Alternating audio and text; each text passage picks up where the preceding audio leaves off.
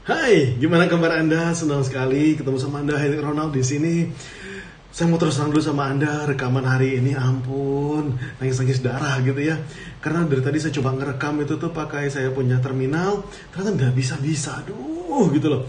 Dan akhirnya setelah pindah ke laptop nggak ada chargernya, dan install ulang semua aplikasi dan akhirnya bisa rekaman juga hari ini. Aduh, saya bersyukur gitu ya karena saya berusaha supaya kalau bisa gitu tiap hari bisa kasih konten gitu ya.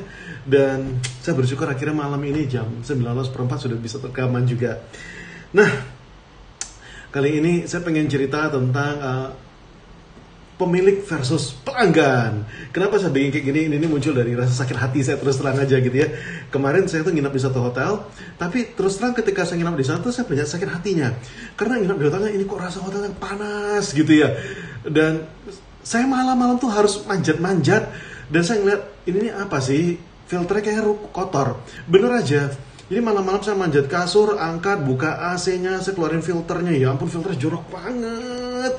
Dan akhirnya saya terpaksa bersihin filter dulu tengah malam di WC, cuci, keringin, pasang lagi, masih kepanasan sampai tidur, buka baju, besok pakai baju lagi. Aduh. Dan ada banyak hal lain yang buat saya kesel gitu loh.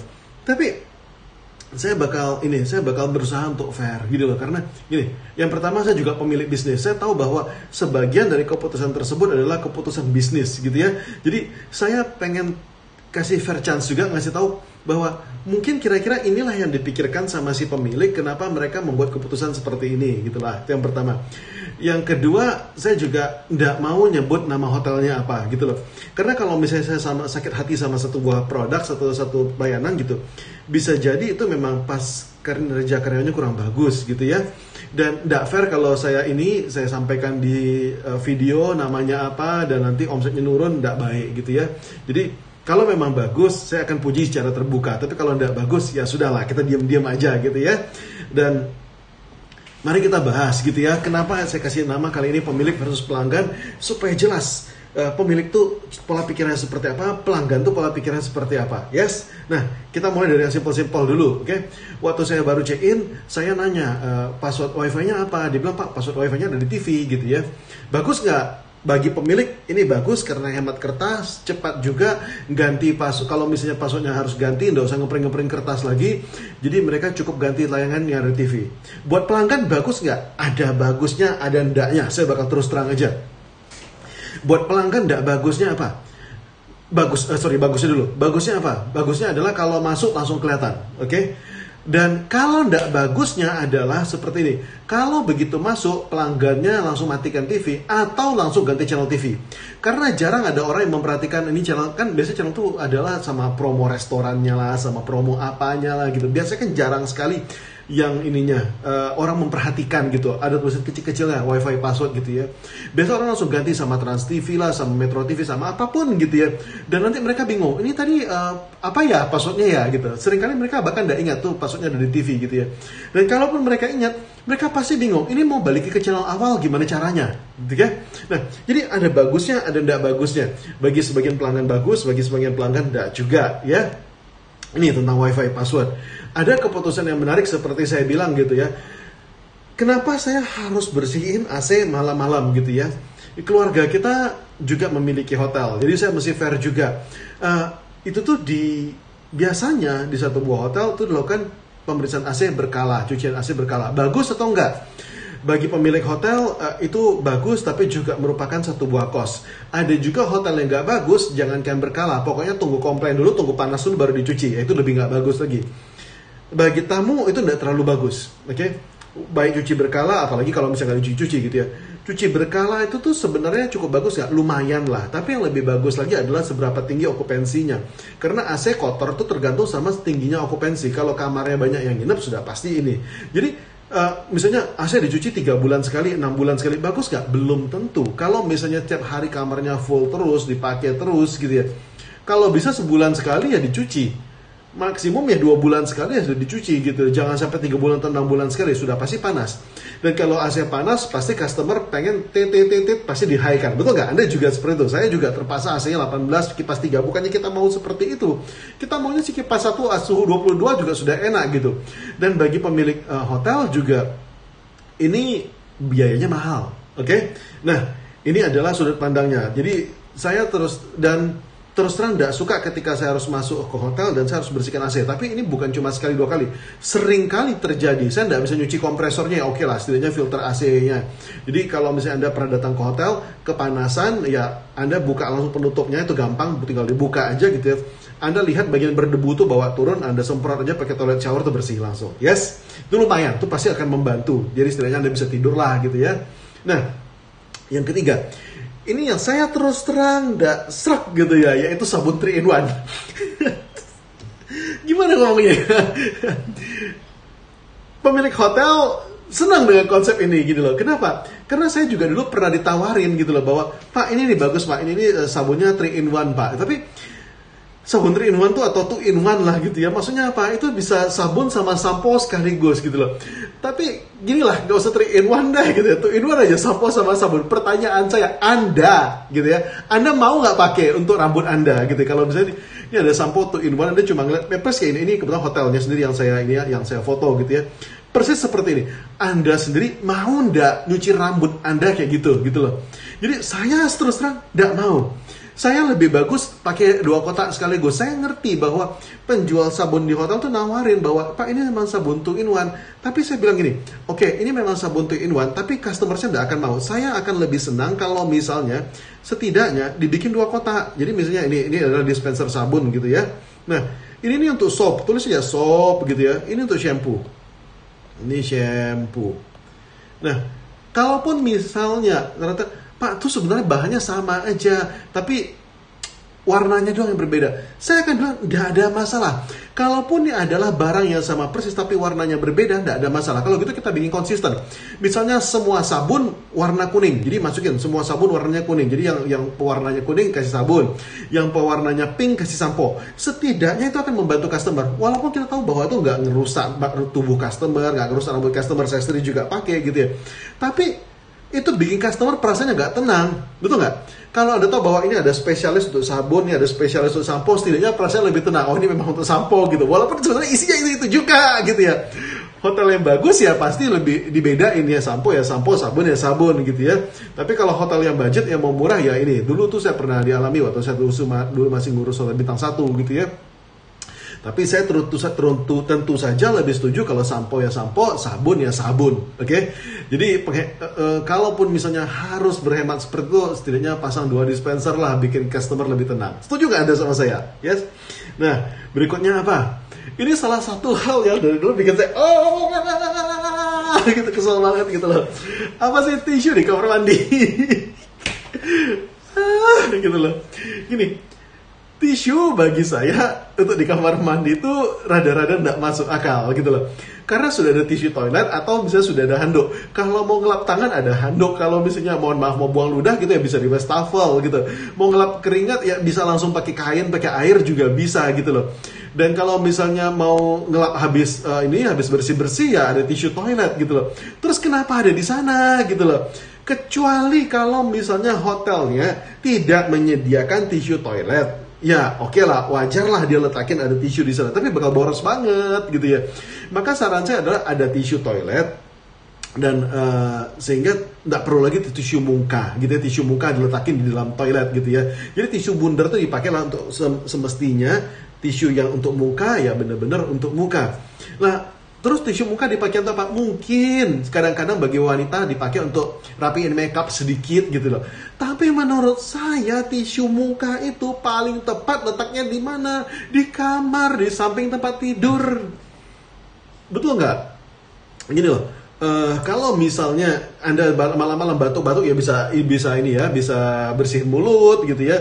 Kalau misalnya keringetan habis malam-malam ya bisa gampang gitu. Kalau misalnya ada kegiatan ekstra ya simpulkan sendiri gitu ya. Tapi menurut saya jauh lebih tepat diletakin dekat kasur, jangan dekat toilet. Saya geram banget kalau misalnya sudah malam-malam gitu ya, saya mau tidur terus batuk-batuk gitu. Nah, terus tisu mana? Ya harus bangun lagi, ngambil lagi di WC. Dan paling kesel itu kalau misalnya sudah ngambil di WC, terus tempat tisunya tuh begitu dekat ambrol, tisunya keluar semua, berserakan. Nah, itu biasa terjadi sudah jam 12 malam, jam 1. Oke, semoga bagi Anda para pemilik hotel ini bisa membantu mengerti inilah keadaan customer Anda gitu loh. Saya sendiri gitu ya, ketika saya dulu ngurus hotel gitu ya, saya memaksa, bukan menginstruksikan loh, tapi saya memaksa seluruh manajer saya dan seluruh karyawan saya untuk ikut nginap di hotel dan nyobain sendiri. Kenapa? Karena kalau kita tidak pernah ikut nginap, tidak pernah nyobain sendiri produk kita tidak tahu rasanya tuh kayak apa gitu loh. Nah, kalau misalnya kita sudah nginap, udah tahu baru oke. Oh iya, ini kekurangannya. Jadi dulu ketika saya minta sama karyawan untuk nginap gitu ya, atau manajer saya untuk nginap, saya akan bekali sama mereka dan saya akan bilang sama seluruh karyawan saya, oke, ini ada program karyawan menginap, manajer menginap, oke? Dan Anda harus melayani mereka persis seperti Anda melayani tamu. Anda nggak bisa bilang, Iwan, lu ngapain lu check in segala, gaya luar, lu belakangan aja ya, tamu yang lain duluan, lu ntar aja gitu. Nggak boleh gitu. Saya melarang mereka untuk ngomong seperti itu. Jadi setiap karyawan yang gila harus diperlakukan seperti tamu, persis seperti tamu. Selamat malam Pak. Kalau misalnya emang harus ngantri ya biarin dia ngantri gitu, biar dia ngerasain. Kalau check-in-nya lama, biar dia ngerasain check-in-nya lama. Dan setiap karyawan, setiap sudah menginap harus menulis. Misalnya gini ya, ini si Iwan nginap gitu ya. Nah dia harus nulis, Iwan nginap di kamar berapa? Misalnya nginap di kamar 206 gitu ya. Dia nulis pas misalnya check-in lama, CI lama, misalnya 15 menit. Wah, ditulis apa aja nih masukannya si Iwan. Terus masukkan si Iwan ke berikutnya apalagi, misalnya tidak ada welcome drink, wah tidak ada WD, welcome drinks gitu ya, nah tidak ada welcome drinks. Lalu apalagi masukannya, misalnya kasur berpasir, wah believe it or not ya, ini nih benar-benar bisa terjadi lah, kasur berpasir, keset kaki berpasir gitu, itu benar-benar bisa terjadi. Atau misalnya bantal tidak empuk, apapun itu. Dan percaya atau enggak, karyawan saya begitu sudah nginep, itu tuh bisa 1-2 lembar tuh penuh sama kritikan semuanya. Inilah kritikannya, ini kekurangannya. Mereka tuh bisa mengatakan semua apa aja kekurangannya gitu loh. Dan ini penting banget. Makanya saya selalu ngomong gitu loh, eat your own dog food, makan sendiri makanan anjing Anda gitu ya. Jadi coba sendiri produk Anda. Kalau Anda nggak nyobain ya nggak bisa gitu loh. Nah, terus berikutnya, apalagi yang saya alamin gitu ya. Yang saya alamin berikutnya adalah seperti ini. Karena ini adalah bulan puasa dan lagi COVID-19, saya tahu bahwa okupansi itu sangat rendah. Artinya orang yang itu sangat sedikit gitu ya. Satu hotel tuh ya, walaupun kamarnya 50-70 kamar atau bahkan 100 kamar, dalam satu malam tuh paling-paling ingin tuh bisa 5-7 orang doang. Bahkan bisa 3 orang, 5 orang gitu. Maka nggak masuk akal kalau mereka bikin breakfast tuh breakfast buffet yang banyak gitu, menunya nggak masuk akal. Saya bisa ngerti ya. Nah, tapi mereka membuat satu pilihan yang bagus. Pak, ini ada 3 menu. Jadi mereka kemarin kasih lihat sama saya. Ini adalah menu sahur. Yang kedua adalah breakfast 1. Yang ketiga adalah breakfast 2. Silakan pilih yang mana, Pak. Saya bilang, saya enggak sahur. Oke, nggak ada masalah. Untuk breakfast, Pak, belakangan deh gitu ya. Dan saya enggak pernah minta breakfast karena saya lagi pengen besok tuh pengen makan mie gitu ya. Saya pengen keluar dan makan mie Siantar. Saya kangen banget sama mie itu. Saya nggak pesan breakfast. Dan karena kepanasan, saya tidur jam berapa? Jam 2:30 atau jam 3 pagi akhirnya bisa ketiduran. Dan you know what? Jam 7:04, ting ting ting ting ting tong. Saya bingung, siapa yang ngedor-ngedor kamar saya 7:04? Terus dia bilang, room service. Dan 7:04, dia sudah datang membawakan menu buat saya, menu sarapan. Saya bilang, saya enggak pernah minta. Pak, ini breakfast kita, Pak. Ya, saya enggak pernah minta. Saya enggak mau sarapan sekarang. Jadi Bapak mau sarapan jam berapa? Aduh, saya jam pagi-pagi, jam 7 pagi ditanyain Bapak mau sarapan jam berapa. Akhirnya saya kesel dan saya bilang, udah deh masukin aja deh. Ini terserah kamu deh. Ini saya angkat aja deh. Ini biar kamu enggak usah balik-balik lagi gitu. Daripada saya nanti ditanyain lagi, ditelepon lagi, nanti jam 9 digedor lagi, jam 10 digedor lagi gitu ya. Saya terus terang kesel banget gitu. Dan akhirnya gitu ya, ketika saya terbangun jam 9-an gitu ya, nasi gorengnya sudah dingin dan saya tidak tahu bahwa mereka ngasih nasi goreng ternyata di sana. Mereka kasih mie goreng di sana. Dan ini adalah bad execution. Walaupun idenya sebenarnya bagus gitu ya. Ini adalah bad execution. Pertanyaan saya, boleh tidak mereka membuat sarapan di kamar? Sebenarnya boleh. Itu adalah ide yang bagus.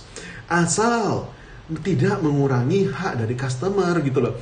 Jangan sampai misalnya biasa sarapannya enak, pilihannya banyak, sekarang cuma makannya nasi goreng atau mie goreng. Ini namanya dari bintang 4 turun langsung ke Hotel Melati. Karena itu adalah sarapan Hotel Melati yang namanya nasi goreng, mie goreng. Oke. Jadi saya terus terang sedih juga ngelihat sarapannya. Harusnya kalau misalnya sarapannya penuhnya ada banyak, izinkanlah customer memilih menu tersebut. Biarkan bisa dimasak satu persatu gitu ya. Customer misalnya bisa milih apa? Pertama bisa milih buah. Izinkan customer milih buah. Buahnya mau apa? Telurnya, misalnya telurnya mau apa gitu ya. Makanan utamanya mau apa, minumannya. Kalau memang ada pilihan jus, kasih customer pilihan jus. Kalau misalnya memang bisa kopi teh, kasih pilihan kopi teh tersebut buat customernya. Kasih pilihan buahnya, kasih pilihan telurnya, kasih pilihan lauk utamanya, kasih pilihan ini jusnya dan kopi tehnya. Kasih pilihan tuh buat customer. Hidangkan di jam yang mereka mau gitu loh. Kalau misalnya memang sebagai pihak restoran gitu ya, Mas ini customer kok nggak bangun-bangun, Anda bisa nelfon. Kalau misalnya jam 9:30 belum bangun, Anda boleh lah nelfon, Pak mohon maaf ini dari restoran cuma pengen nanyakan, mau ingatkan siapa tahu Bapak mau sarapan Pak gitu. Atau misalnya Pak ini sudah jam 10 kurang seperempat, sebentar lagi kita mau tutup breakfastnya, apa mungkin Bapak mau kita antarkan, kalau nggak mau ya nggak apa-apa gitu. Tapi jangan langsung ting-tong langsung ngantarin sarapan, nggak enak banget. Dan akhirnya saya makan, akhirnya saya tidak makan gitu loh. Kenapa saya ambil? Karena terus terang saya masih grogi, nggak bisa mikir gitu pagi-pagi. Dan akhirnya saya ambil dan akhirnya terbuang semua makanannya. Yes. Nah, khusus untuk kali ini, episode kali ini cukup dulu ya. Kalau misalnya Anda merasa nanti ada kasus-kasus yang menarik, kasih tahu sama saya. Karena banyak banget keputusan-keputusan dari perusahaan yang nyebelin. Anda tulisin di komen gitu ya. Jadi kalau Anda suka, Anda like, terus kasih komentar, kasih ada pertanyaan. Misalnya, Pak saya ke bengkel, mereka kasih kebijakan seperti ini. Benar nggak sih? Kok ngeselin banget gitu ya. Atau misalnya saya ke restoran, kok ada kebijakan seperti ini. Misalnya saya pergi ke sini, kok ada kebijakan seperti ini. Kok ngeselin banget gitu ya. Nah, kasih tahu dan kita akan munculkan, kita akan review bersama-sama tentang apa yang Anda alami, apakah itu adalah hal yang tepat atau tidak tepat. Yes. Dan terima kasih sudah nonton. Saya mau ucapkan terima kasih juga buat partner saya, Bu Reni Artanti. Dan saya doakan supaya bisnis Anda lancar, makin dahsyat, makin bagus. Kalau Anda pemilik usaha, semoga ini membantu. Kalau misalnya Anda jadi customer, semoga Anda juga ngerti inilah posisinya dari si pemilik usaha. Oke? Salam dahsyat buat Anda. Thank you.